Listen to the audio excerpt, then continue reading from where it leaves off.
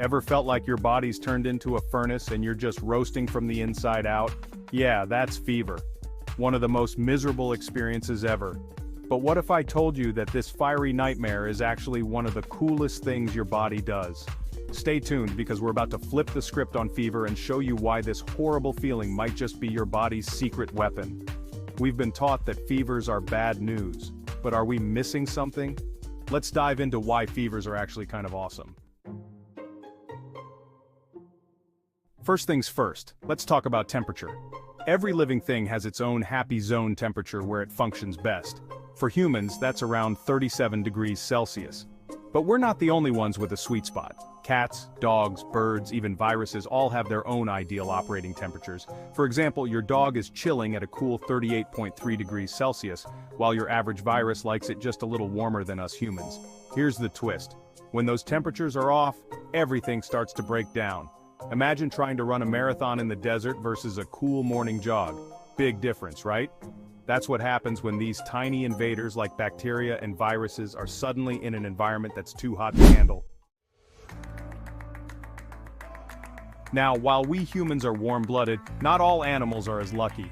Some animals have to rely on external sources like basking in the sun to regulate their body temperature. This makes them more vulnerable to things like fungi. Fungi, which love warm, damp places, can easily infect reptiles or amphibians that can't control their body temperature as precisely as we can. But guess what? Our constant internal furnace, also known as being warm-blooded, gives us an edge. We're less likely to become a walking mushroom garden because many fungi can't survive at our normal body temp. It's like we're built-in antifungal machines. So why does your body turn up the heat when you get sick? It's your body's first line of defense, like an internal flamethrower against invaders. When a nasty virus or bacteria sneaks in, your body says, "Oh no you don't," and hits the thermostat. Here's something cool. For every degree centigrade your body temperature rises, you burn about 10% more calories just to stay alive. It's like a mini workout, without the effort, but with all the discomfort. This fever process is orchestrated by a group of chemicals called pyrogens. These little guys are like the body's internal signal flares, telling the brain to heat things up. They're basically your body's way of saying, "We're under attack, time to fire up the defenses."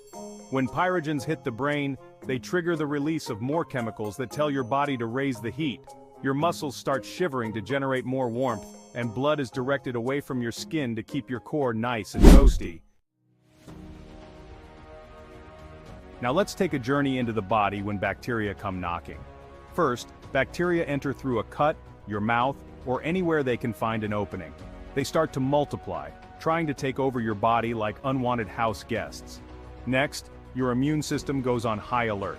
White blood cells rush to the scene, ready to battle. Then, pyrogens are released, signaling the brain to start a fever. The temperature rises, making the environment less cozy for the bacteria. Bacteria aren't fans of heat. As your body temperature rises, they start to struggle. It's like trying to run a marathon in a sauna. The fever slows them down, giving your immune system a chance to catch up and kick them out.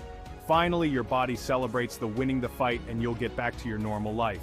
What a cool and smart defense system, don't you agree? If you do, give a like to this video. But here's a question. If fever is so great, why do we always reach for those magic pills? Should you fight fever with medications? Well, here's the thing. We've gotten used to the idea that popping a pill is the answer to everything.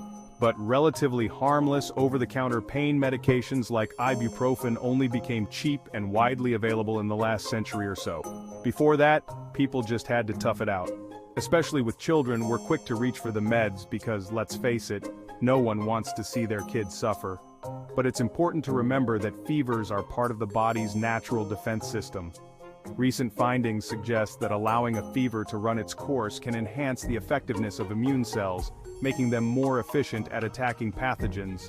This suggests that in some cases, letting the fever persist without intervention might lead to a quicker recovery. So, should you fight a fever? Well, that's a question for your doctor, not this video. Fever can be a sign that your body is doing its job, but there are times when it can get out of hand. The key is to balance comfort with the body's need to fight off infections, so when in doubt, talk to a healthcare professional. And remember, while the internet is great for cat videos, it's not a substitute for medical advice. So next time you're sweating it out, just remember, your body's got this. Fever feels horrible, but it's actually kind of awesome. But is it easy to look at the positive side at 40-degree fever? Let us know if you have any experience in dealing with fever or any tips that worked for you. Hope you enjoyed this video. Please subscribe for more hot topic facts so you won't miss them.